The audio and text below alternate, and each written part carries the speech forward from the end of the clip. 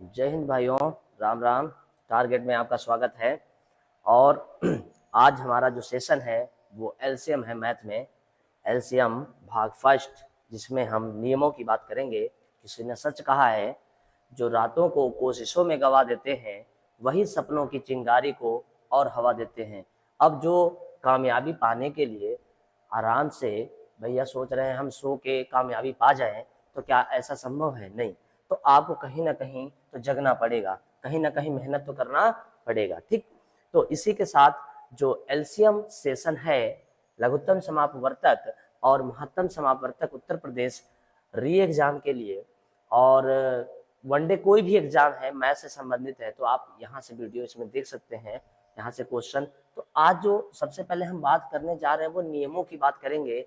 ना कोई इसमें ट्रिक है, ना कोई ऑप्शन मेथड है।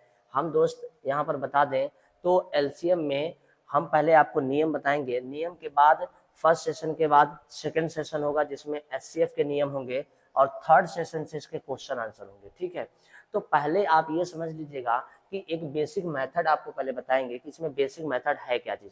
जब आप बेसिक मेथड जान जाएंगे तब जाके आप इस प्रश्न को, यानी एलसीएम से संबंधित, एचसीएफ से संबंधित प्रश्नों को ऑप्शन से करना चालू कर देंगे। ठीक है, तो चलिए स्टार्ट करते हैं भाई। पहला क्वेश्चन, पहला नियम क्या है? भाग ये फर्स्ट है एलसीएम का। अब देखते हैं नियम। लिखा है लासा किसे कहते हैं। ओके, लासा किसे कहते हैं, तो पहले हम कुछ जानकारी दे दें आपको लासे से संबंधित। लासा में क्या क्या चीजें हैं, जैसे सबसे पहले आपको बता दें, लासा यानी कि लघुत्तम समापवर्तक। लघुत्तम लघुत्तम एक मिनट थोड़ा सा, लघुत्तम है, लघुत्तम समापवर्तक। लघुत्तम समापवर्तक।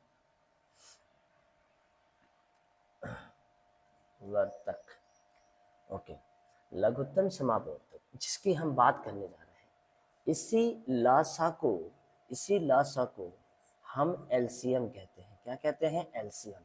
एलसीएम मीन्स होता है लिस्ट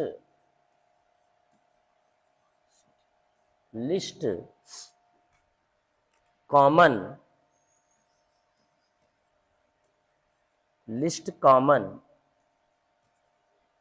और मल्टीपल।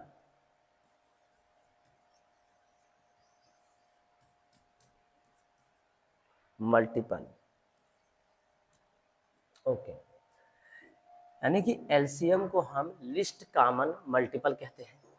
अगली बात करते हैं, एलसीएम अर्थात छोटी से छोटी संख्या। ये इसकी पहचान है मेरे भाई। लिखा होगा छोटी से छोटी संख्या, तो एलसीएम ही ज्ञात करेंगे। जब भी लिखा हो छोटी से छोटी संख्या, तो यहाँ पर एलसीएम ही ज्ञात करेंगे। अब अगर हम बात करते हैं एलसीएम, आखिर में लासा कहते किसे हैं? लासा किसे कहा जाता है अगर पूछ लिया जाए, तो वह छोटी से छोटी संख्या, वह छोटी से छोटी संख्या, वह छोटी से छोटी संख्या जो प्रत्येक दी गई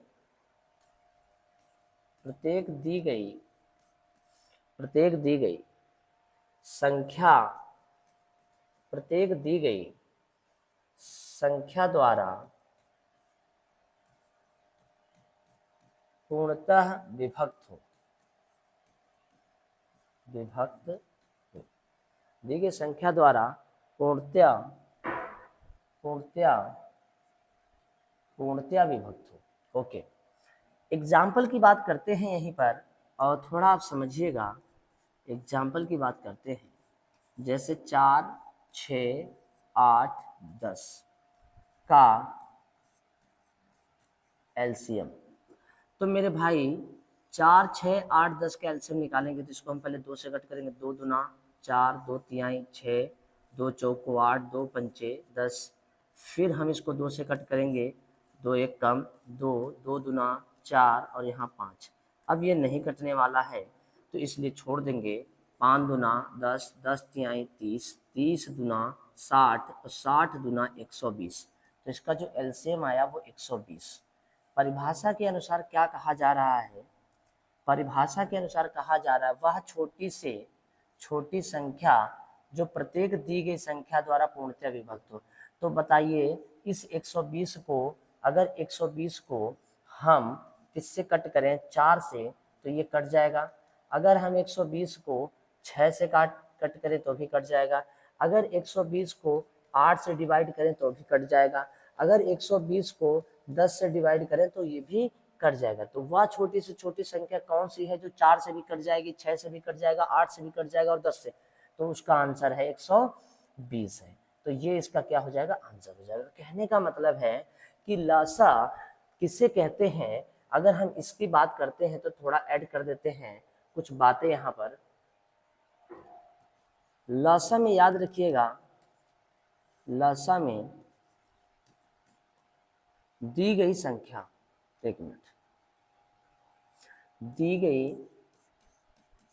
गई संख्याओं में अगर कॉमन है, दी गई संख्याओं में अगर कॉमन है तो उसे लिखेंगे जो बच जाए उसे भी लिख लेंगे।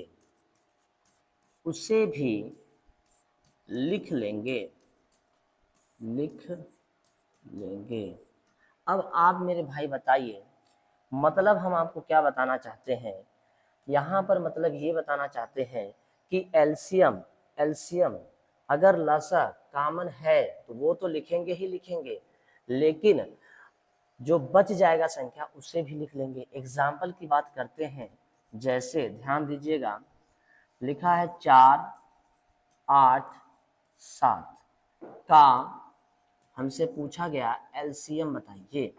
तो आप कहेंगे कि इसमें कोई दिक्कत वाली बात नहीं। देखिए 4 एक कम 4 और 4 दूना 8 और बच गया 7। ये 7 तो 4 से नहीं कटता है मेरे भाई, लेकिन 4 से 4 और 8 तो कटता है। तो हमने कहा कि इसमें 4 तो हम लेंगे ही लेंगे। अब बच गया कौन? 2 और बच गया कौन? 7। तो 2 गुणे 7 भी ले लेंगे। इस तरीके से 7 दूना 14, या ऐसे कर सकते 4 दूना 8 और 8 सते 56। तो इसका जो एलसीएम आएगा वो क्या आएगा? 56। आगे हम बात करते हैं, जैसे मान लीजिए 2 है, 3 है, 11 है, एक सेकेंड, 2 है, 3 है, 11 है, 13 है और इसका क्या पूछ लिया गया? एलसीएम। तो क्या 2, 3, 11, 13 ये एलसीएम तो है, समझ में आ रहा है, इसका एलसीएम तो निकालना है। क्या कोई इसमें कॉमन है? 2, 3, 11, 13 में कोई कॉमन है? तो कोई कॉमन नहीं है। जब कोई कॉमन ही ना हो तो सबको ले लेते हैं। 2 गुणे 3 गुणे 11 गुणे 13, यही इसका क्या हो जाएगा? एलसीएम। यानी कहने का मतलब समझ गए होंगे, 2 तिहाई 6 और 6 का गुणा किससे करेंगे? 11 से। तो 11 6 कितना होगा? 66। 66 का गुणा हम 66 का गुणा किससे कर देंगे? 13 से। 13 छक 78, 8 7 आया, 13 छक 78, 8 7 कितना होता है? 15, बचा 1 7 और 1 8, 885 इसका आंसर हो जाएगा। यानी कहने का मतलब है कि लासा में अगर कॉमन मिले तो मेरे भाई उसे ले लेते हैं, और अगर बच जाए तो उसे भी ले लेते हैं। यही लासा है, यही क्या है? लासा है। यानी कहने का मतलब है कि लासा में अभाज्य गुणनखंड करते हैं। कौन से गुणनखंड करते हैं? अभाज्य गुणनखंड। तो एक पॉइंट है, थोड़ा सा इसको समझ लेते हैं, यहाँ पर समझ लेते हैं।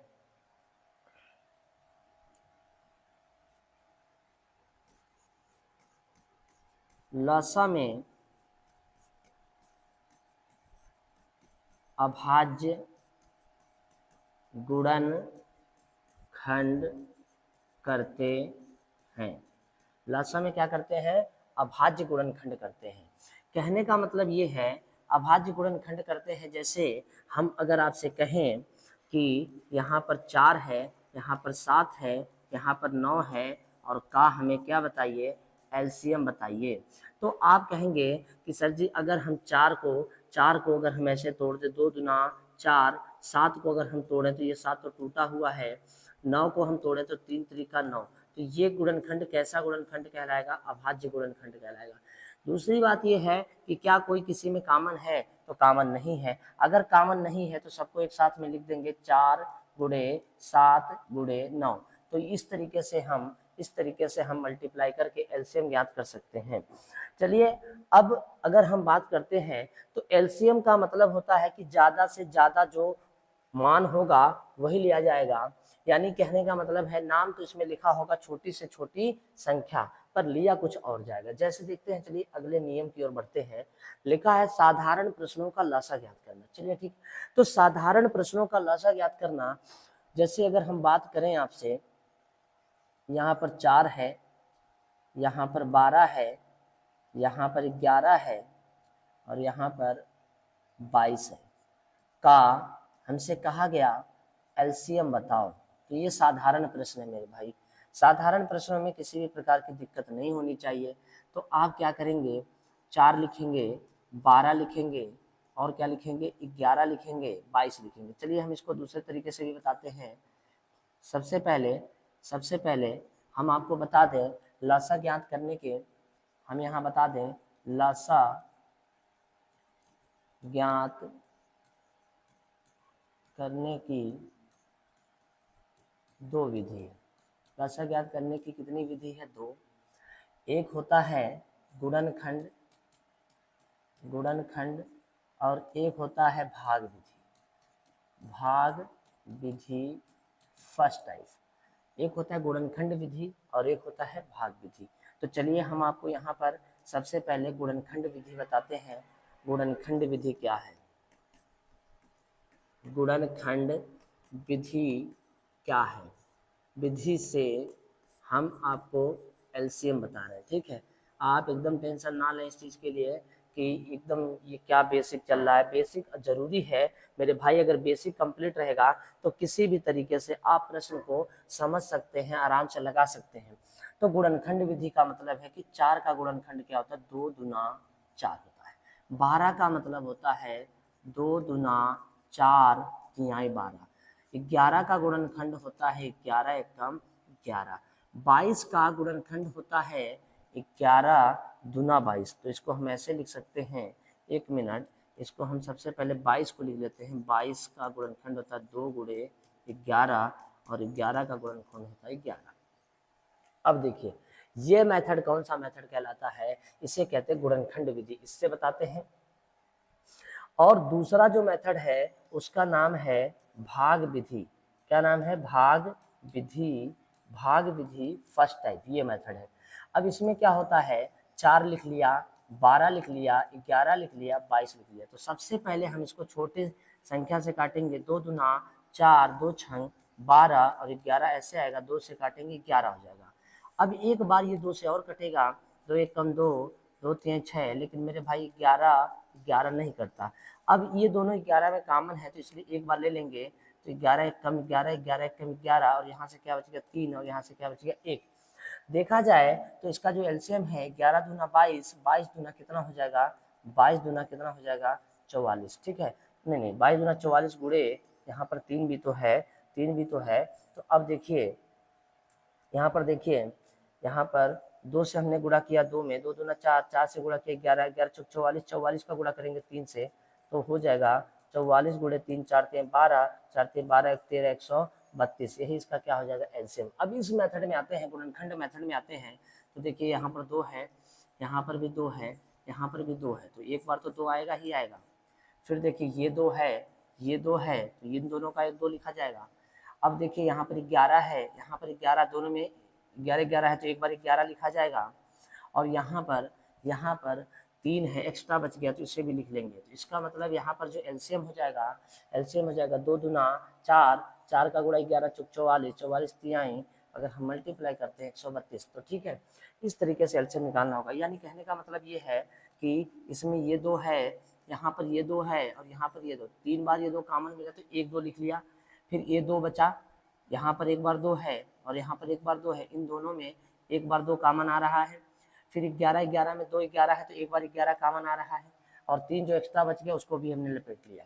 इस तरीके से लसा का मतलब होता है कि कॉमन मिले तो उसे तो लिख लीजिए, जो बच जाए मेरे भाई उसे भी लिख लीजिए, वही लसा है, वही क्या है, लसा है। हमारे हिसाब से यहाँ तक की बातें आप समझ गए होंगे। अगले में चलते हैं। अब लिखा है तीसरा, घातांकी प्रश्नों का लसा बताना। तो हम बताएंगे घातांकी प्रश्नों का लसा। तो सबसे पहले देखिए, मान लीजिए यहाँ पर पहला पॉइंट लिखा है 4 की घात 7, 4 की घात 3, 4 की घात 9, 4 की घात 5 का हमें बताना है लसा। तो आपको बता दें, लसा का मतलब होता है कि अगर कॉमन मिले तो उसे लिख लीजिए और जो बच जाए उसे भी लिख लीजिए। तो बताइए मेरे भाई, यहाँ पर 4 की घात जो 3 है वो इस 4 की घात 3 में भी है, 7 के अंदर 3 भी है, और ये 9 के अंदर भी 3 है, और 5 के अंदर भी 3 है। तो लसा में कॉमन तो 4 की घात 3 आएगा, लेकिन लसा का कहना है कि जो बचे उसे भी लिख लीजिए। तो आप ही बताइए, जैसे अगर हम बात करें 2 की घात 3 है तो 2 की घात 3 हम ऐसे लिखते हैं, ठीक है। 2 की घात 2 है, हम 2 की घात ऐसे लिखते हैं, और 2 की घात 4 है, हम उसको ऐसे लिखते हैं। अब लसा का मतलब है कि सब में कॉमन हो, तो ये कॉमन 2 आया, इसमें ये कॉमन 2 आया, लेकिन यहाँ से देखो तो ये एक बार 2 इसमें से ले लिया जाएगा, जो एक्स्ट्रा बच जाता है उसको भी लिख लेते हैं। तो देखिए 2 2 2 कितनी बार हो जाएगा, 2 2 कितनी बार हो जाएगा, 4 बार। तो कहने का मतलब है जब 3 घात है, 2 घात है और 4 घात है, तो अगर एलसीएम पूछे तो इसमें छोटी घात जितनी भी होंगी वो नहीं होंगी, जो सबसे बड़ी घात होगी वही एलसीएम है, जो सबसे बड़ी घात होगी वही एलसीएम है। अच्छा, अब मामला क्या है कि यहाँ पर सबसे बड़ी घात क्या है, सबसे बड़ी घात 4 की घात 9 है। तो अगर 4 की घात 9 सबसे बड़ी घात है तो इसका जो एलसीएम है, इसका जो एलसीएम है वो 4 की घात क्या हो जाएगा, 9। अगर इसका एचसीएफ पूछता तो 4 की घात क्या हो जाता, 3। तो 4 की घात 3 क्या होता है, एचसीएफ होता है, और 4 की घात 9 सबसे ज्यादा घात जिसकी भी होगा वही एलसीएम होगा। चलिए कोई बात नहीं है, हम अगले प्रश्न की ओर चलते हैं। लिखा है 11 की घात 3, 11 की घात 17, और यहाँ लिखा है 11 की घात 5 और 11 की घात 9 का हमसे पूछ रहा है एलसीएम बताइए। तो आप ही मेरे भाई बताइए, जो सबसे ज्यादा घात होगा वही एलसीएम होगा। तो सबसे ज्यादा घात क्या है, 11 की घात 17, ये इसका क्या हो जाएगा, एलसीएम।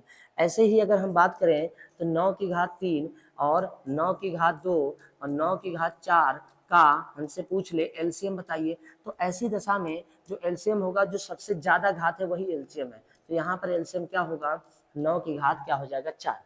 ऐसे ही ये घातें सभी किसमें है, प्लस में है। लेकिन अगर अगर मेरे भाई ऐसे लिखा हो 2 की घात माइनस का 3, 2 की घात माइनस का 4, 2 की घात माइनस का 7, अब इसका हमसे पूछ लिया क्या बताइए, एलसीएम। ऐसे ही अगर हम रिपीट क्वेश्चन कर लें 4 की घात 7, 4 की घात 7, 4 की घात 3 और 4 की घात 9 और 4 की घात 5 का हमसे पूछ लिया जाए एलसीएम। लेकिन ऐसे ही प्रश्न पूछ लिया जाए 4 की घात -7, 4 की घात -3, 4 की घात -9, 4 की घात -5 का हमसे पूछ लिया जाए एलसीएम बताइए। तो मेरे भाई यहाँ पर समझने की कोशिश करना, यहाँ पर समझने की कोशिश करना। हमने इन प्रश्नों की बात की है, इन प्रश्नों की बात की है। तो इन प्रश्नों में एलसीएम क्या निकल के आया था, जो सबसे ज्यादा घात है। तो 4 की घात 9 एलसीएम है। तो इस वाले में क्या होगा, इसका जस्ट अपोजिट होगा, इस वाले में जस्ट अपोजिट होगा। जो सबसे छोटी घात दिखे वही एलसीएम है।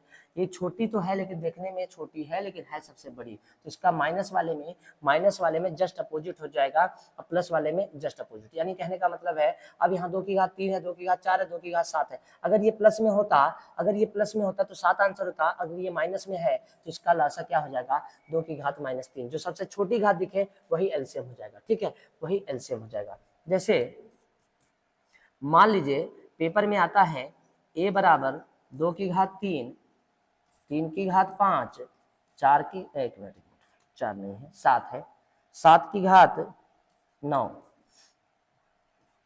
b बराबर 2 की घात 2, 3 की घात 2, 7 की घात 7, c बराबर 2 की घात 4, 3 की घात 5, 7 की घात 2 का हमसे पूछ लिया जाए एलसीएम। तो आप बताइए, एलसीएम का मतलब ही हो गया यहाँ पर जो कॉमन मिले वो तो लेते हैं, जो बच जाए उसे भी लिख लेते हैं। तो बताइए मेरे भाई, 2 की घात 3 है यहाँ पर 2 की घात 2 है और यहाँ पर 2 की घात 4 है। इन सभी में, इनमें केवल देखिए तो 2 की घात 3, 2 की घात 2, 2 की घात 4 में सबसे ज्यादा घात किसके पास है? 2 की घात 4। तो इसका एलसीएम हो गया 2 की घात 4, गुणे का निशान लगाएंगे।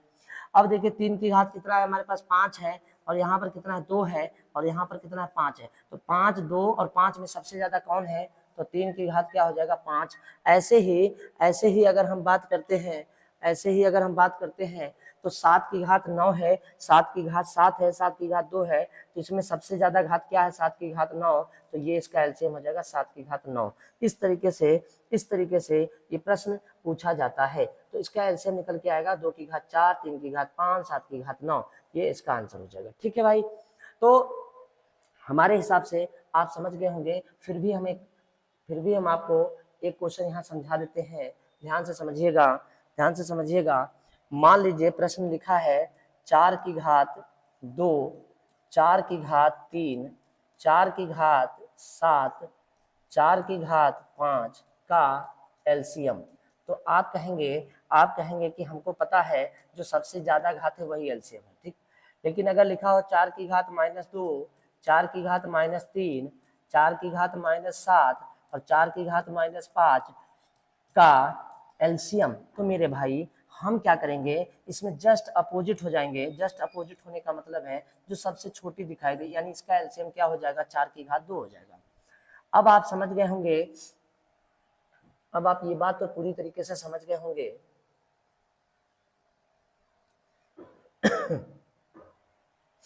ऐसे ही लिखा होता P बराबर 4 की घात 3 गुणे 7 की घात 4 गुणे 5 की घात 2।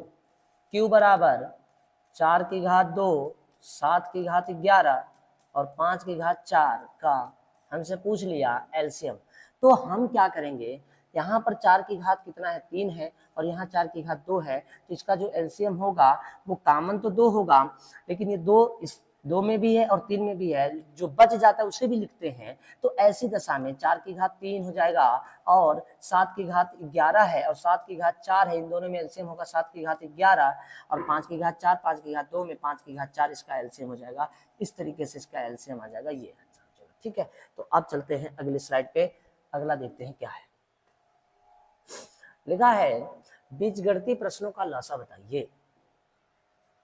ओके, तो बीजगणितीय प्रश्नों का लसा निकालने के लिए मेरे भाई सबसे पहला क्वेश्चन लिखते हैं 4x की घात 3 y कामा 12x की घात 3 y स्क्वायर z, ओके, का हमसे पूछ लिया एलसीएम बताइए। अब आप कहेंगे क्या ऐसे भी प्रश्न आता है? एकदम आता है। तो सबसे पहले आपको बता दे, यहाँ पर अंक देखिए क्या है? 4 और यहाँ पर क्या है? 12। तो 4 और 12 का एलसीएम निकालना पड़ेगा। 4 और 12 का एलसीएम निकाल लीजिए। 4 एकम 4, 4 तिहाई 12। एलसीएम क्या कहता है? अगर कॉमन मिले तो उसे लिख लो, जो बच जाए उसे भी लिख लो। तो 4 एकम 4, 4 तिहाई 12। तो इसका जो एलसीएम आया वो 12 आ गया। ठीक है, 12 हो गया। अब देखिए एक्स कितनी बार है? तो आप कहेंगे सर जी 3 बार है। यहाँ पर x कितनी बार है? यहाँ भी 3 बार है। तो कौन सा लिखा जाए? तो दोनों में एक जैसा है तो 3 लिख देंगे। यहाँ पर y कितनी बार है? 1 बार है। और यहाँ पर y कितनी बार है? 2 बार है। तो कौन सा लिखा जाएगा? y की घात 2, अधिकतम जो होगा वही एलसीएम होगा। अब यहाँ पर z है ही नहीं और यहाँ पर z है, तो लसा का मतलब है जो बच जाए उसे भी लपेट लिया जाता है। तो इसका जो आंसर निकल के आएगा वो आंसर होगा 12x³ y square and z। ठीक है, अब अगले क्वेश्चन की ओर बढ़ते हैं और यहाँ पर लिखा है 5x square y square z cube, comma लगा होगा और यहाँ लिखा होगा x y z की घात 3 और यहाँ पर लिखा है 3x स्क्वायर y, बस इतना ही लिखा है। और इसका एलसीएम पूछ रहा है। इसका क्या पूछ रहा है? इसका पूछ रहा है एलसीएम। तो मेरे भाई सबसे पहले हमने आपको बताया अंक देखिए यहाँ पर 5 है और यहाँ पर क्या है 3 है, यहाँ पर कोई अंक है ही नहीं, तो हम सबसे पहले 5 और 3 का एलसीएम निकालेंगे। 5 तिहाई 15 हो जाएगा, क्योंकि 5 और 3 एक दूसरे के पहाड़े में नहीं आता है, तो लसा का नियम है कि जो बचे उसे भी आप लिख लीजिए। तो 15 लिख लिया हमने। अब देखिए x यहाँ पर कितनी बार है? 2 बार है, और यहाँ पर 1 बार है, और यहाँ पर 2 बार है, तो कौन सा लिखा जाएगा? जो सबसे ज्यादा है, तो x का होल स्क्वायर हो जाएगा। यहाँ पर देखिए y कितनी बार है? 2 बार है, यहाँ पर 1 बार है, और यहाँ पर भी 1 बार है, तो हमें कौन सा लिखना होगा? जो सबसे ज्यादा हो, जो सबसे ज्यादा हो। z यहाँ पर कितनी बार है? 3 बार है, यहाँ भी 3 बार है, यहाँ 3 बार है, यहाँ भी 3 बार है, लेकिन यहाँ z है नहीं, तो z की घात क्या लिखेंगे? 3, और यही इसका क्या हो जाएगा? LCM। तो आप हमारे हिसाब से बीजगणितीय प्रश्नों का एलसीएम समझ रहे होंगे। ठीक है, चलिए आगे बढ़ते हैं।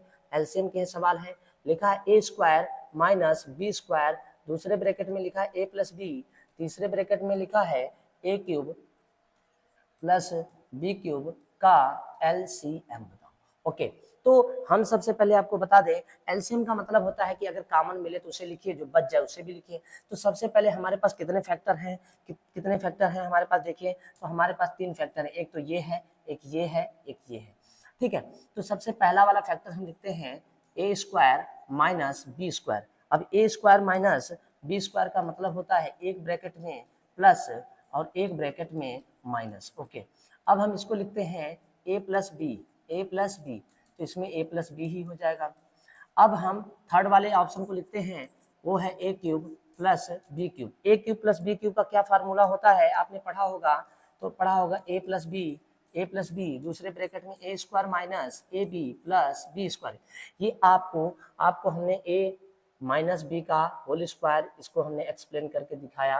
ये a होता है, a प्लस बी का a प्लस बी ही होता है, और यहाँ पर इसका एक्सप्लेन ये होता है। ठीक है, अब इन तीनों में देखिए कॉमन क्या है? आपको सबसे पहले कॉमन ही तो खोजना है, तो सबसे पहले कॉमन खोजिए, क्या कॉमन है? तो यहाँ पर a plus B, A plus B, A plus B, तो इसका एलसीएम जो है a प्लस बी तो होगा ही होगा। फिर एलसीएम का नियम है कि जो बच जाए उसे भी लिख लीजिए। तो यहाँ पर क्या बच गया? a माइनस बी, तो यहाँ पर a माइनस बी हो जाएगा। और क्या बच गया मेरे भाई? और बच गया आपका a square minus A B plus B square. तो इसको हम थोड़ा शॉर्ट में लिख दें, तो a प्लस बी और a माइनस बी जब दोनों को मल्टीप्लाई करेंगे तो बनेगा a square minus B square. एक तो ये एलसीएम हो जाएगा, और ये हो जाएगा a square minus A B plus B square, ये इसका एलसीएम हो जाएगा। तो हमारे हिसाब से आप बीजगणितीय प्रश्नों का एलसीएम समझ ही रहे होंगे कि ऐसे निकाला जाता है। एलसीएम बीजगणितीय प्रश्नों में ये होता है कि अगर कॉमन मिले तो उसे तो लिख लो, जो बचे उसे भी लिख लो। अब जैसे हम एक और एग्जांपल की बात करते हैं, जैसे लिखा है x plus Y whole square, दूसरे में लिखा है X square minus Y square, तीसरे में लिखा है x, एक सेकेंड, तीसरे में लिखा है x माइनस वाई का हमें बताना है एलसीएम। तो सबसे पहले बताइए x, इसको अगर हम एक्सप्लेन करते हैं, तो x प्लस वाई का होल स्क्वायर का मतलब ये होता है कि 2 बार x प्लस वाई और 1 बार और x प्लस वाई, ऐसे है। ठीक है, ओके। अब यहाँ पर देखिए लिखा है X square minus Y square, तो इसको अगर हम एक्सप्लेन करते हैं तो एक ब्रैकेट में प्लस हो जाएगा और एक ब्रैकेट में एक्स माइनस वाई हो जाएगा। अगर हम तीसरे फैक्ट की बात करते हैं एक्स माइनस वाई को, तो इसको एक्सप्लेन करते हैं तो एक्स माइनस वाई हो जाएगा। अब हमें क्या चाहिए? अब हमें चाहिए एलसीएम निकालने का तरीका पता होना चाहिए।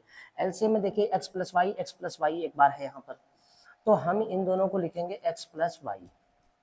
ओके, फिर x प्लस वाई एक बार बच गया और कहीं x प्लस वाई नहीं है, तो x प्लस वाई का होल स्क्वायर हो जाएगा।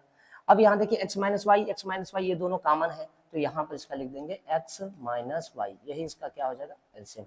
डायरेक्ट करना चाहते हैं तो यहाँ पर देखिए x प्लस वाई का होल स्क्वायर है, इसमें से x प्लस वाई एक बार निकलेगा। यानी कहने का मतलब है कि ये दोनों में कॉमन x प्लस वाई है, एक एक्स्ट्रा बच रहा है, ये वाला बच रहा है, तो इसको जब हम रखेंगे तो ये x प्लस वाई 2 बार हो जाएगा। तो x प्लस वाई का हमने क्या कर दिया? Whole square. बचा क्या? x माइनस वाई, और x माइनस वाई इसका कॉमन x माइनस वाई लिख दे, यही इसका एलसीएम है। ठीक, अगले स्लाइड पे चलते हैं। अगला लिखा है भिन्नों का लसा बताना। तो मेरे भाई भिन्नों का लसा क्या होता है, समझने वाली बात है। जैसे भिन्न है, एक्स बटा वाई, वाई बटा जेड, जेड बटा पी। तो ये भिन्न हो गया। अब इस भिन्न में जो ये ऊपर है ये अंश कहलाता है, ये अंश कहलाता है, जो नीचे है ये क्या कहलाता है, हर। तो यहाँ पर हमसे क्या पूछा गया, लसा।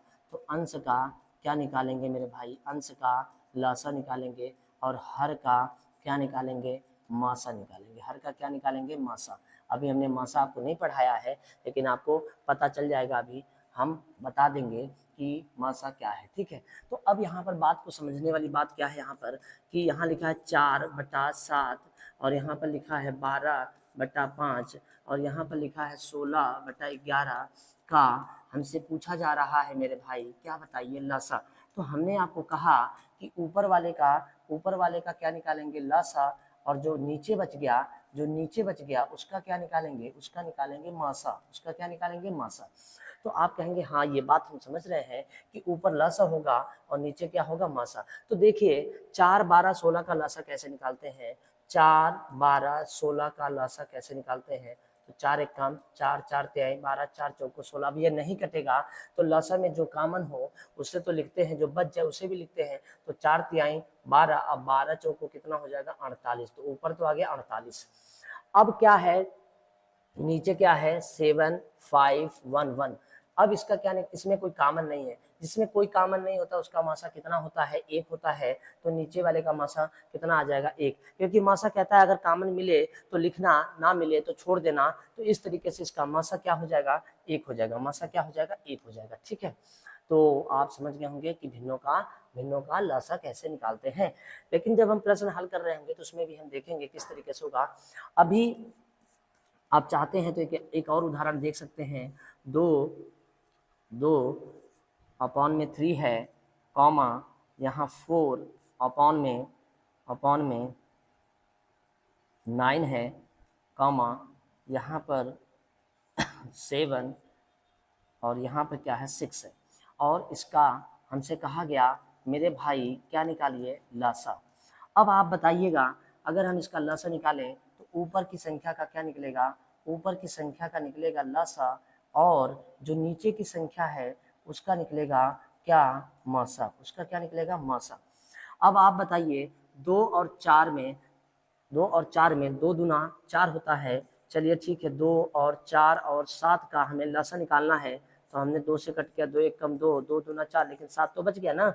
तो जो बच जाता है उसे भी ले लेते हैं, 7 दूना 14 और 14 दूना क्या होता है, 28। तो जो लासा निकल के आएगा वो क्या हो जाएगा, 28 हो जाएगा। बटे का निशान लगाएंगे मेरे भाई। यहाँ पर क्या है, 3 है और क्या है, 9 है और क्या है, 6 है।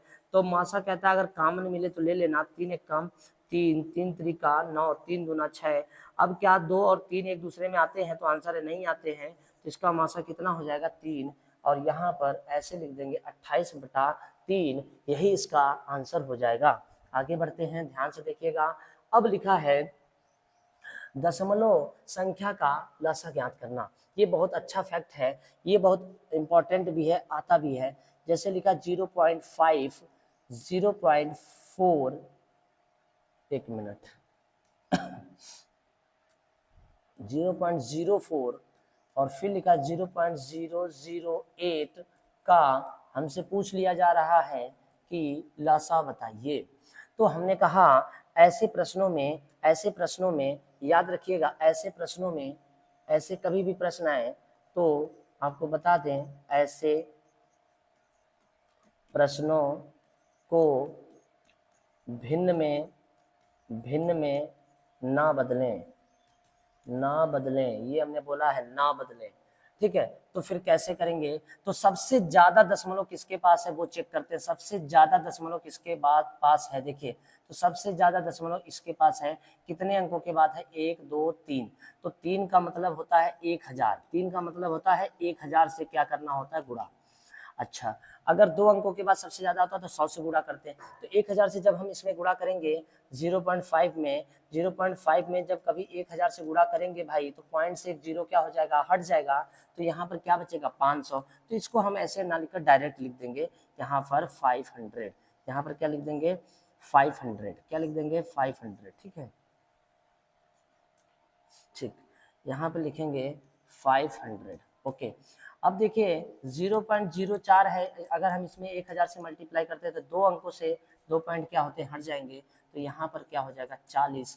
और फिर हम 0.008 को हम 1000 से मल्टीप्लाई करेंगे मेरे भाई, तो पॉइंट हटेगा और 3 अंकों के बाद 3 जीरो क्या हो जाएगा, हट जाएगा, तो यहाँ पर क्या हो जाएगा 8 हो जाएगा। इस तरीके से आप समझ गए होंगे। अब हमें क्या करना है, अब हमें क्या करना है, 1 मिनट, अब हमें, हाँ ठीक है, अब हमें इसमें देखना है कि क्या कॉमन है। तो अगर हम ध्यान से देखें तो 2 से तो हम काट सकते हैं, 2 से अगर हम काटते हैं तो 250 होता है, 2 से अगर हम इसको काटते हैं तो 20 होता है, 2 से हम इसको काटते हैं तो 4 होता है। लेकिन क्या हम इसको डायरेक्ट 4 से नहीं काट सकते थे, तो काट सकते थे मेरे भाई। तो हम ऐसा करते हैं, इसको 4 से काट के दिखाते हैं आपको, ठीक है, डायरेक्ट 4 से काट देते हैं। अब अगर हम 4 से काटते हैं तो देखिएगा 4 एक कम 4, 4 दूना 8, 2 बचा 4 पंचे 20, ये कट गया। इसको काटते हैं 4 एक कम 4 और 4 दूना 8। अब ये एक बार हम 2 से और काट देते हैं तो 125 तो नहीं कटेगा, 2 पंचे 10, 2 एक कम 2, ये कट गया। और एक बार 5 से इसको काट देते हैं, 5 दूना 10, 25 हो गया, 5 एक कम 5। अब ये कोई किसी से नहीं कटने वाला है, तो यहाँ 4 दूना 8, 8 पंचे 40, और 40 का गुणा हम किससे करेंगे, 25 से करेंगे। 25 से हम गुणा किसका करेंगे, 40 का, तो 25 चौको कितना होता है 100 और एक जीरो, यानी टोटल हो जाएगा 1000। तो आप बताइए 1000 से आपने गुणा किया था, तो मैथ का नियम है कि लास्ट में 1000 से क्या करना पड़ेगा, 1000 से क्या करना पड़ेगा, 1000 से ही क्या करना पड़ेगा, भाग, तभी मैथ में बैलेंस बराबर होगा, ठीक है। अब 1000 से जैसे हम भाग करेंगे तो यहाँ पर आंसर कितना आ जाएगा, 1। तो इसका जो मासा है वो कितना आ जाएगा, 1 आ जाएगा।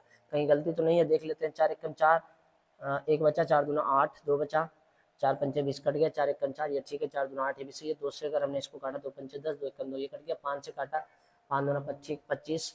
अब यहाँ पर देखिए 4 दूना 8, 8 पंच 40, 40 का 25 से गुणा करेंगे, 1000 से भाग कर देंगे, आंसर हो जाएगा 1, ठीक है। इस तरीके से इसका हमें लसा निकालना होता है, ठीक। भिन्नों में ना बदलें, ये याद रखें, भिन्नों में ना बदलें, इसका लसा कितना आ जाएगा, 1 आ जाएगा।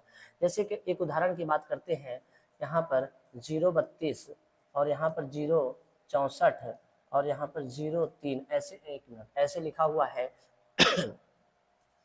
का हमसे कह दिया, क्या बताइए, लसा। तो मेरे भाई सबसे ज्यादा दशमलव कितने अंकों के बाद है, ये चेक करना होता है। तो दशमलव सबसे ज्यादा 2 अंक है, यहाँ भी 2 अंक है, तो इसका मतलब हमें कितने से गुणा करना पड़ेगा, 100 से। 100 से गुणा करना पड़ेगा। जब 100 से हम गुणा करेंगे, 100 से गुणा करेंगे तो यहाँ पर केवल और केवल 32 बचेगा, यहाँ 64 बचेगा, और यहाँ 100 से गुणा कर देंगे तो 30 हो जाएगा। अब हम इसका एलसीएम निकालेंगे, तो 2 से काटेंगे तो 16 आ जाएगा, 2 से काटेंगे 2 3 6, 2 32 हो जाएगा, 2 से काटेंगे 15 हो जाएगा। फिर ये 4 से कट सकता है, 4 चौको 16, 4 बट्ठे 32, और 8 से हम डायरेक्ट काट सकते हैं मेरे भाई, 8 से हम डायरेक्ट काट सकते हैं। इससे 8 से हम डायरेक्ट काट देते हैं, तो देखते हैं 8 से काटने क्या होता है। 8 दूना 16, 8 चौको 32, 8 दूना 16, 8 चौको 32, और यहाँ क्या आ जाएगा 15। एक बार और ये 2 से कट जाएगा, 2 एक कम 2, 2 दूना 4, और ये 15। अब ये नहीं कटेगा कोई किसी से, तो हम क्या करते हैं, सबको इकट्ठा करते हैं, 2 अट्ठे 16, 16 दूना 32, 32 दूना 64, और 64 का गुणा किससे होगा, 64 का गुणा किससे होगा, 15 से। तो 15 चौको क्या हो जाएगा 60, 6 आ जाएगा, और 15 छक 90, 90 और 6 कितना हो जाएगा 96। आप बताइए, अगर ये मल्टीप्लाई सही है तो लास्ट यहाँ पर लिखा था 100 से गुणा, तो लास्ट में 100 से क्या करेंगे, 100 से क्या करेंगे, भाग। 100 से जब भाग कर रहे होंगे तो ये कट जाएगा और आंसर होगा 9.6, 9.6, यही इसका एलसीएम हो जाएगा। देख लेते हैं, ठीक है, 9.6 इसका आंसर हो जाएगा, ठीक। अगले स्लाइड पे चलते हैं भाई।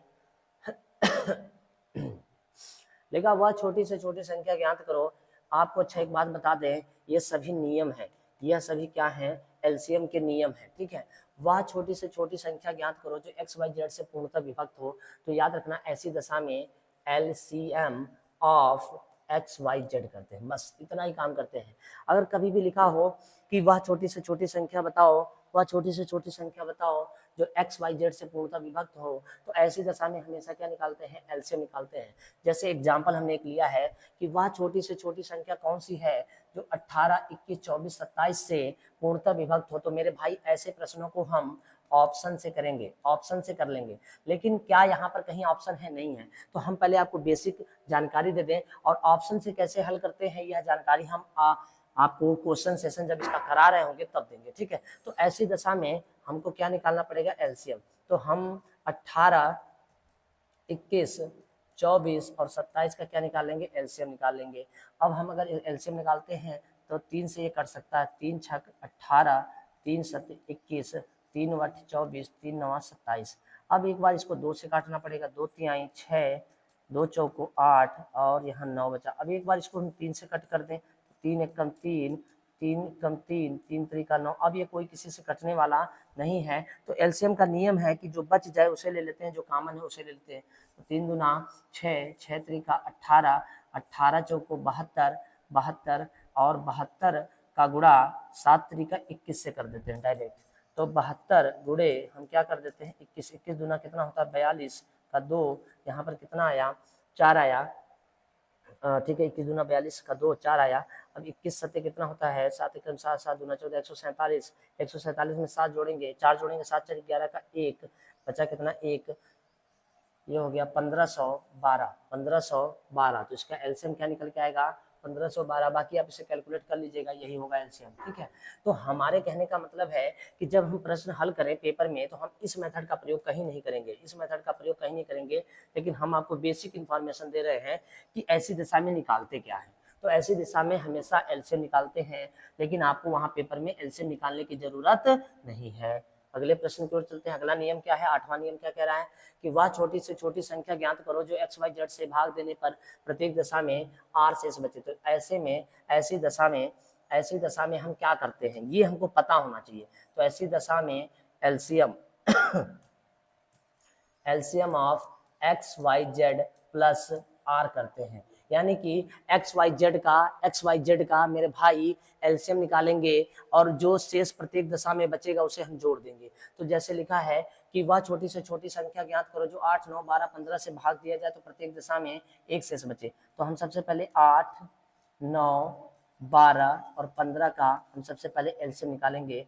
तो अगर हम इसको 2 से काटते हैं तो 2 चौको 8, 9, 2 छंग 12 और 15। एक बार इसको हम 3 से काट देते हैं तो 4 नहीं कटेगा, 3 त्रिका 9, 3 दूना 6, 3 पचे 15। एक बार और 2 से काटना पड़ेगा, 2 दूना 4, 3, 2 एक कम 2 और 5। अब ये कोई किसी से नहीं कटेगा मेरे भाई, तो हम यहाँ इकट्ठा करेंगे, 2 3 6, 6 दूना 12, 12 दूना 24, 24 पंचे 120, 120 तिहाई, 120 तिहाई 12 तिहाई 36, 360 हुआ, 360 हुआ। और तो एलसीएम एक्स वाई जेड का निकल गया, प्लस प्रत्येक दशा में एक बचे तो एक जोड़ देंगे, आंसर हो जाएगा 361। हमारे कहने का मतलब है कि पहले आप इसके बेसिक ज्ञान को समझ लीजिए, उसके बाद ऑप्शन मेथड से कैसे प्रश्न को हल करते हैं वो विभाजता के नियम पे होता है, वो हम आपको सिखाएंगे, ठीक है। आगे अगला प्रश्न है 9 नंबर, ध्यान दीजिए 9 नंबर क्या है, लिखा है वह छोटी से छोटी संख्या ज्ञात करो जिसे एक्स वाई जेड से भाग देने पर शेष क्रमशः एबीसी। अभी तक क्या था कि शेष ना बचे, दूसरे में था प्रत्येक दशा में आर बचे, अब शेष क्या है ए बी सी, मतलब शेष क्या बचे अलग अलग। तो ऐसी दशा में LCM of X Y Z minus K करते हैं। LCM of X Y Z minus K, यानी एक्स वाई जेड का एलसीएम निकाला जाएगा और माइनस के क्या होता है, के कैसे निकालते हैं, के कैसे ज्ञात करते हैं। तो देख लीजिए, सबसे पहले आपने किससे भाग किया है, एक्स से, और कितना शेष बचा है, ए बचा है, क्या बचा है ए, तो एक्स माइनस ए। फिर आपने वाई से भाग किया है तो के बराबर हो जाएगा वाई माइनस बी, फिर के बराबर हो जाएगा जेड माइनस सी। यानी के निकालने का ये तरीका होता है। अभी हम आपको यहाँ से एग्जाम्पल से समझाएंगे और आप समझ जाएंगे कि हाँ यही तरीका है, इसी तरीके से निकालते हैं। देखिए, वह छोटी से छोटी संख्या कौन सी है जिसे 25 से 15 से 30 से भाग दें तो शेष प्रत्येक दशा में नहीं लिखकर यहाँ पर शेष क्या लिख दिया है, क्रमशः 21, 11, 26 बचे। तो हमें सबसे पहले क्या निकालना है, एलसीएम। किसका निकालना है, 25 का, 15 का और किसका निकालना है मेरे भाई 30 का। तो हम 25, 15, 30 का एलसीएम निकाल के दिखा रहे हैं। 5 पचे 25, 5 ते 15, 5 छक 30। अब ये जो है 3 से कट जाएगा, 5, 3 एक कम 3, 3 दूना 6। ओके, देख लेते हैं एक बार, 5 छक 30, 5 ते 15, 5 5 ठीक है, सही है। अब ये नहीं कटेगा, अब हमें इसे क्या करना होगा, इकट्ठा करना होगा। तो 2 पंचे 10, 10 तिहाई 30, 30 का गुणा किससे करेंगे, 5 से। तो 30 पचे 150, यानी 150 हो जाएगा इसका एलसीएम, ठीक है। 150 माइनस के। अब के क्या है, के कैसे निकालेंगे, तो आपने 25 से भाग किया, 25 से भाग किया तो शेष कितना बचा मेरे भाई 21। और जब आपने 15 से भाग किया तो शेष कितना बचा 11। तो आप ऐसे सीधे कर लीजिए 25 में से 21 घटाएंगे कितना बचेगा 4। अगर हम 15 में से 11 घटाएंगे तो कितना बचेगा 4। अगर हम 30 में से 26 घटाएंगे तो कितना बचेगा 4। तो ये जो 4 है ना यही कांस्टेंट के है, यही कांस्टेंट के है। तो 150 माइनस 4 आंसर हो जाएगा 146। 146 इसका आंसर हो जाएगा, यही इसका एलसीएम है, यही वो छोटी से छोटी संख्या है। तो आप मेथड को समझिए, उसके बाद हम आपको इसका तरीका शॉर्ट की बताएंगे ऑप्शन मेथड से कैसे प्रश्न को हल करते हैं। नेक्स्ट अगले प्रश्न की ओर बढ़ते हैं। लिखा है वह छोटी से छोटी संख्या ज्ञात करो जिसे 2, 3, 4, 5, 6 से भाग देने पर शेष 1 बचे लेकिन 7 से पूर्णतः विभक्त हो। तो ऐसे भी प्रश्न को हम पेपर में आता है तो ऑप्शन मेथड से सॉल्व करेंगे, लेकिन सबसे पहले ऐसी दशा में लिखेंगे LCM of X Y Z, ये आपको करना ही पड़ेगा, LCM of X Y Z. तो हम सबसे पहले इसको हम बताते हैं कि वो संख्या कैसे निकाली जाती है। तो सबसे पहले आप लिख लीजिए 2, 4, 3, नहीं देख लेते हैं क्या क्या है। सबसे पहले 2, 3, 4, 5, 6। अब इसका एलसीएम निकालना है तो सबसे पहले 2 से कट करते हैं, 2 दूना 4, 5, 2 3 6। अब एक बार 3 से कट करते हैं, 3, 2, 5, 1। अब नहीं कट होगा तो 5 दूना 10, 10 3 30, 30 दूना 60। तो वो संख्या होगी 60 के प्लस 1, ये होती है वो संख्या जो 7 से क्या है पूर्णतः विभक्त है। अगर ये 7 से पूर्णतः विभक्त है तो सबसे पहले हम बता दें इसको मानने का यही तरीका होता है। तो आप सबसे पहले रफ कार्य करिएगा तो आपको समझना होगा 60 के प्लस 1 को हमें किससे डिवाइड करना है 7 से। तो 7 बटे 56, 56 कट जाएगा तो यहाँ बचेगा 4 के प्लस 1, 4 के प्लस 1 बचेगा। तो के की जगह पर हम क्या रखें, 1 रखें, तो 4 एकम 4 और 1 कितना होता है 5 नहीं बनेगा। तो के की जगह पर हमें क्या रखना पड़ेगा 2, 4 दूना 8 और 1 9 नहीं बनेगा। तो अब हमें क्या रखना पड़ेगा 3, 4 3 12 1 13 नहीं बनेगा। तो अब क्या रखना पड़ेगा 4 4 चौको 16 और 1 17 तब भी नहीं बनेगा, नहीं बनेगा, 7 से कटना चाहिए। 5 रखेंगे, 5 चौको 20 और 1 21, यानी के बराबर क्या रखने पर 5 रखने पर। तो यहाँ पर रखेंगे 60 गुणे 5 प्लस 1, 6 पंचे 300 प्लस 1, आंसर हो जाएगा 301। तो वो संख्या क्या है 301 है। याद रखिएगा किसी से पूर्णतः विभक्त हो तो उसको कांस्टेंट के मानकर ही निकालेंगे।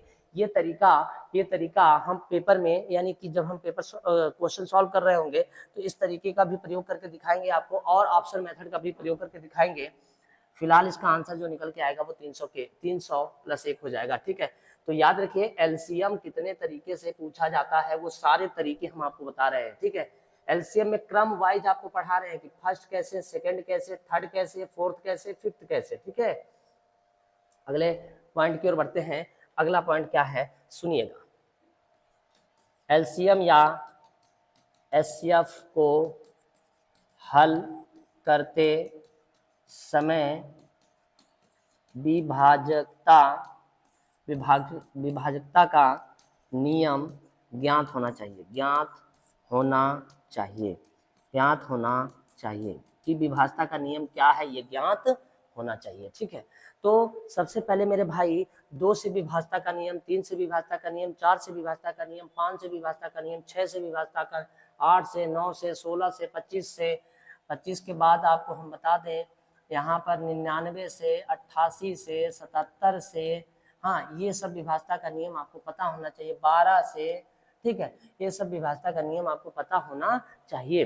तो सबसे पहले ऐसा करते हैं, सबसे पहले 2 से विभाजकता का नियम आपको समझाते हैं। तो देखिएगा 2 से विभाज्यता का नियम, अब ध्यान से समझिएगा 2 से विभाज्यता का नियम क्या होता है। संख्या के अंत में या तो 0 हो या तो सम हो, या तो 0 हो या तो सम हो। इसका मतलब एग्जाम्पल आपको समझाना पड़ेगा। 3280 ये 2 से विभाज्य होगा, 3248 ये भी 2 से विभाज्य होगा यानी लास्ट का जो अंक है या तो 0 होना चाहिए या तो सम होना चाहिए। ठीक है, ओके, 2 से विभाज्यता का नियम हो गया। अभी आपको किसका पता होना चाहिए 3 से। तो 3 से विभाज्यता का नियम क्या कहलाता है, ध्यान दीजिएगा। 3 से विभाज्यता का नियम है सभी अंकों का जोड़ 3 से कट जाए। तो वो संख्या 3 से विभाज्य होगी। अगर सभी अंकों का जोड़ 3 से कट जाए तो वो संख्या 3 से विभाज्य होगी। एग्जाम्पल की बात करते हैं, 4, 3, 2, 1, 5। क्या ये संख्या 3 से विभाज्य है?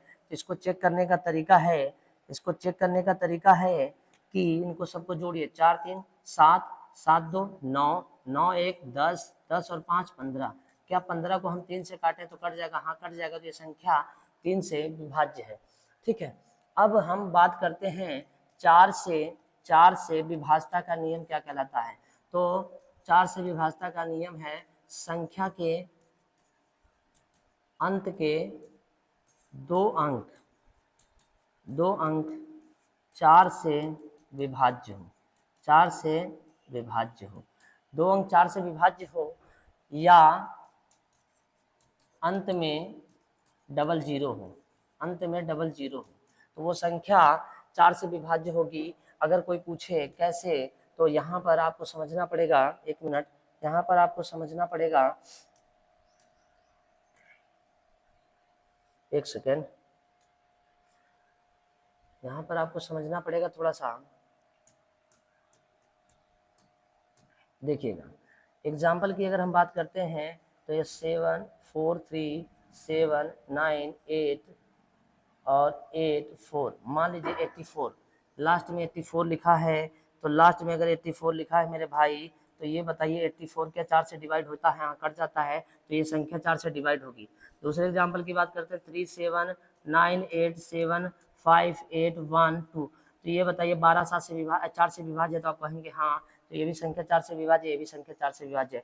दूसरा है 3 9 8 7, लास्ट में डबल जीरो है, तो ये भी संख्या 4 से विभाज्य है। तो 4 से विभाज्यता का नियम है अंत के दो अंक में या तो डबल जीरो हो या फिर वह दो संख्या 4 से कट जाती हो। ठीक है, अगले नियम की बात करते हैं। 1 सेकंड, अगले नियम की नहीं, इसी पे और नियम है। 4 तक हो चुका है, 5 का देखते हैं। 5 से विभाज्यता का नियम है कि अंत में, संख्या के अंत में, संख्या के अंत में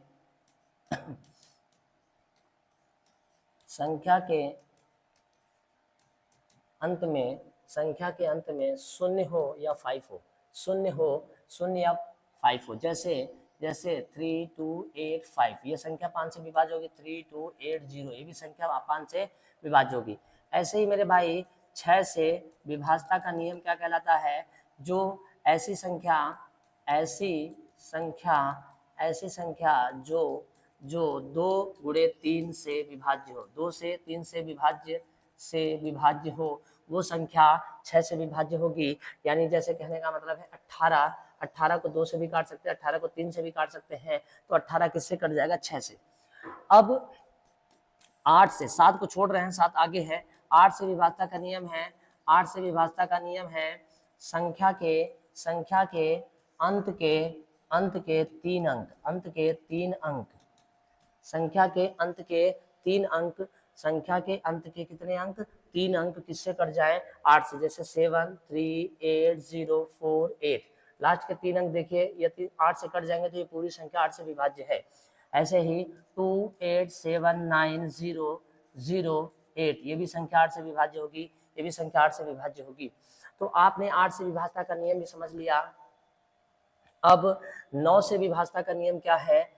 9 से विभाज्यता का नियम है सभी अंकों का जोड़ 9 से कट जाए। ये बहुत इंपॉर्टेंट है, ये बहुत इंपॉर्टेंट है।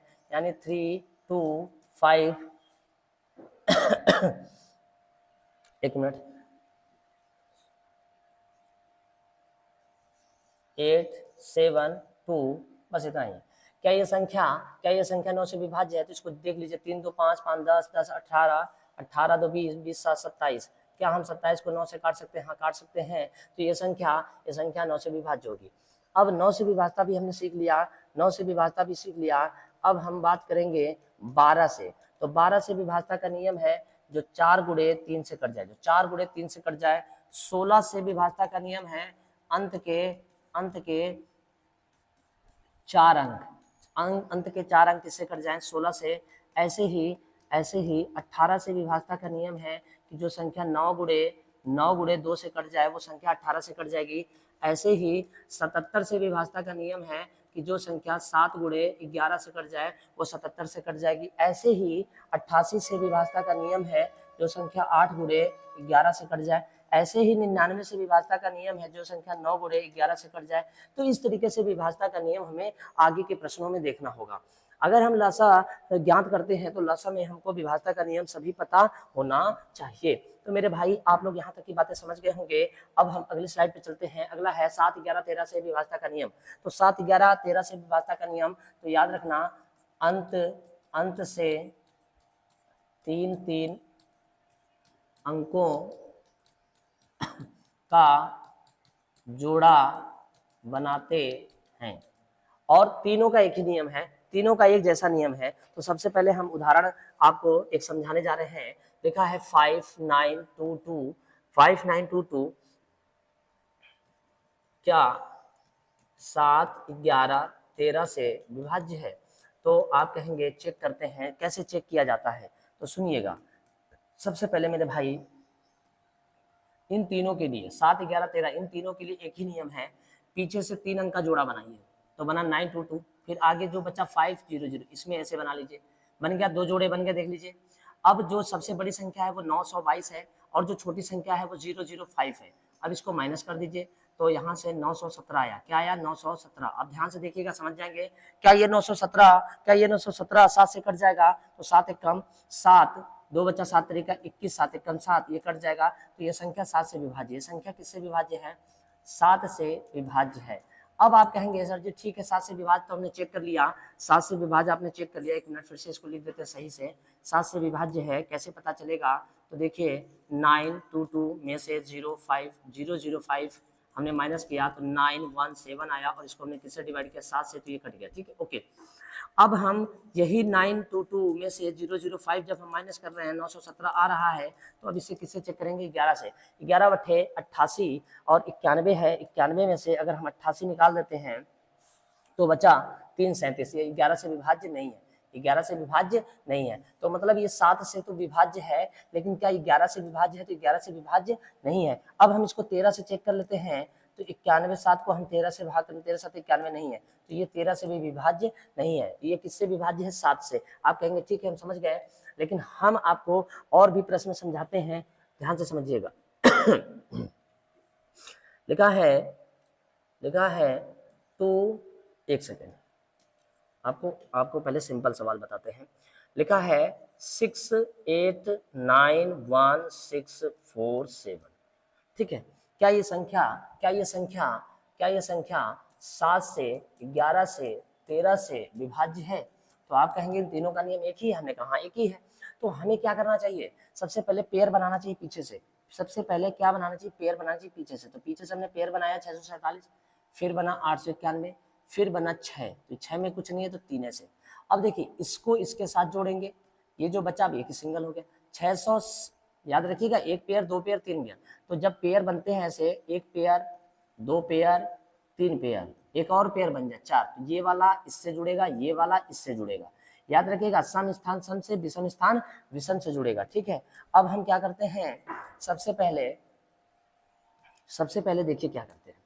सबसे पहले 647 लिखते हैं और 647 में 6 जोड़ते हैं, तो बना 7 7 6 13 यानी 53, 653 बना। ठीक है, और ये बना 891। ये बड़ी संख्या है तो 891 में से 653 हमें क्या करना पड़ेगा? 653 हमें माइनस करना पड़ेगा मेरे भाई। ठीक है, तो 11 में से 3 गया, 11 में से जब 3 घटाएंगे तो 8 9 10 11, तो यहाँ पर क्या बचेगा? 8 बचेगा। फिर यहाँ पर बच गया आपका 8, 8 में से 5 गया, कितना बचा मेरे भाई? तो 3 बचा। और 8 में से 6 गया 7 8, 238 आया। अब इस 238 को सबसे पहले हम किससे चेक करेंगे? 7 से। तो 7 तरीका 21, 7 चौको 28, ये 7 से कट गया, 7 से विभाज्य है। 7 से क्या है? विभाज्य है। अब इसी 238 को हम किससे चेक करेंगे? 11 से। 11 दूना 22, लेकिन ये 11 से विभाज्य नहीं है। अब इसी 238 को हम किससे डिवाइड करेंगे? 13 से। 13 कम 13 और बचा 10, 108। 13 के पहाड़े में 108 नहीं आता है, तो ये भी विभाज्य नहीं है। तो ये संख्या किससे विभाज्य है? 7 से विभाज्य है। ऐसा करते हैं, थोड़ी बड़ी संख्या ले लेते हैं, फिर आपको समझाते हैं, तो आप विभाजता में ये समझ जाएंगे। जैसे 2 9 9 7 3 73402432। इतनी बड़ी संख्या हमने ले लिया ताकि आप आराम से कैलकुलेशन सीख सके।